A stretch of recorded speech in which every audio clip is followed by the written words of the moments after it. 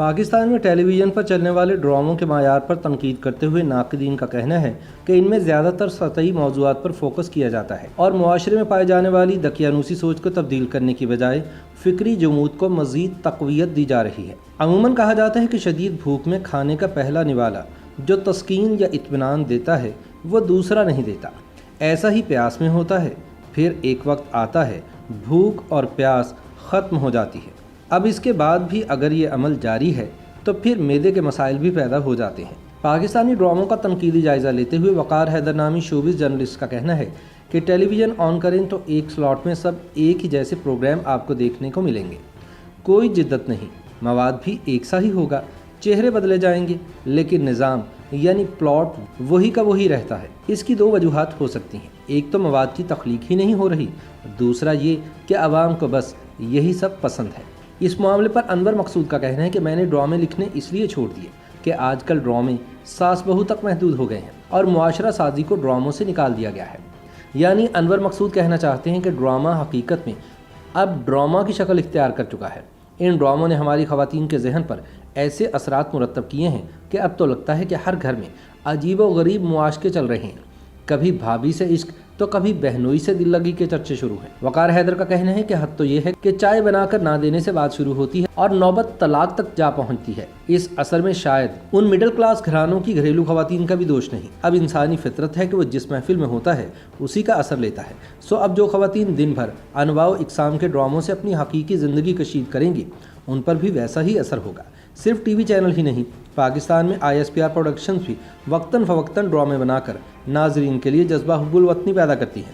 اس کی دو وجوہات ہوتی ہیں، ایک تو عسکری اداروں کا ملکی سالمیت اور حفاظت میں کردار، اور دوسرا جوانوں کو اس کی طرف راغب کرنا۔ اس پروڈکشن کے بنائے ہوئے ماضی و حال کے بیشتر ڈرامے خاص سے مقبول ہوئے ہیں۔ اس وقت پاکستان کی ڈرامہ انڈسٹری میں جس قسم کے ڈرامے چل رہے ہیں، کیا آپ اس سے مطمئن ہیں؟ جب یہ سوال خواتین و حضرات سے کیا گیا تو ان کے جواب کچھ یوں تھے۔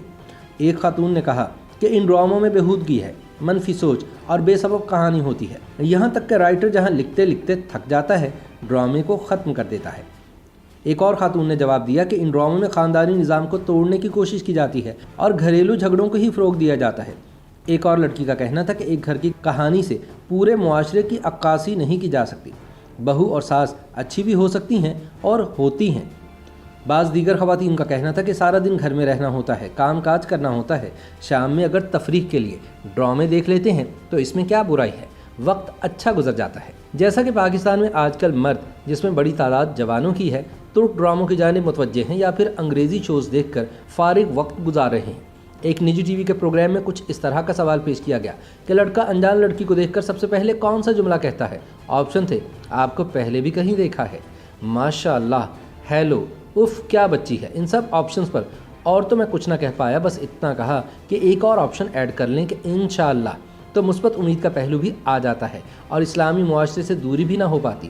ویسے بھی نا امیدی کفر ہے۔ وقار حیدر کے مطابق اب جب ٹی وی پروگرامز میں یہ سب کچھ سکھایا جائے گا تو آپ کے مطابق آئندہ نسل کیا سبق لے گی؟ پڑھے لکھے لوگ ایسے ہی الفاظ دہرائیں گے، جبکہ عوام کن الفاظ کا چناؤ کریں گے جبکہ وہ لکھنے سے بھی قاصر ہوں۔ لیکن اس کے برعکس کچھ ڈرامے ایسے بھی چل رہے ہیں جن سے نہ صرف پاکستان میں بلکہ سرحد پار کے ناظرین بھی انتہائی دلچسپی کا اظہار کر رہے ہیں۔ خدا اور محبت یا پھر پریزاد، اس وقت یہ دونوں ڈرامے زیادہ تر ناظرین کے دل و دماغ پر چھائے ہوئے ہیں۔ ایک میں تو وہی محبت کا پہلو دکھایا گیا ہے، جبکہ دوسرے ڈرامے میں ایک لوور مڈل کلاس گہری رنگت کے نوجوان کو دکھایا گیا ہے کہ اسے زندگی میں کیا کیا مشکلات پیش آتی ہیں اور زندگی کے ہر زینے پر کن حالات سے گزرنا پڑتا ہے۔ ایک اور چیز ان ڈراموں کے مکالمے ہیں جو دیکھنے والوں کے ذہنوں پر نقوش چھوڑ جاتے ہیں۔ پریزاد سے دو مکالمے پیش خدمت ہیں، موت کے بعد تکلیف اور اذیت دونوں ہی ختم ہو جاتے ہیں، اور دوسرا ہے مالک، مجھے گوارا نہیں تھا کہ آپ کے ذاتی گارڈز یا عملے کے سامنے آپ کی غیرت یا عزت پر حرف آئے۔ یہ الفاظ یقیناً بہترین ذہن کی عکاسی کرتے ہیں اور معاشرے میں نچلے درمیانی طبقے کے خیالات بھی اس سے واضح ہوتے ہیں۔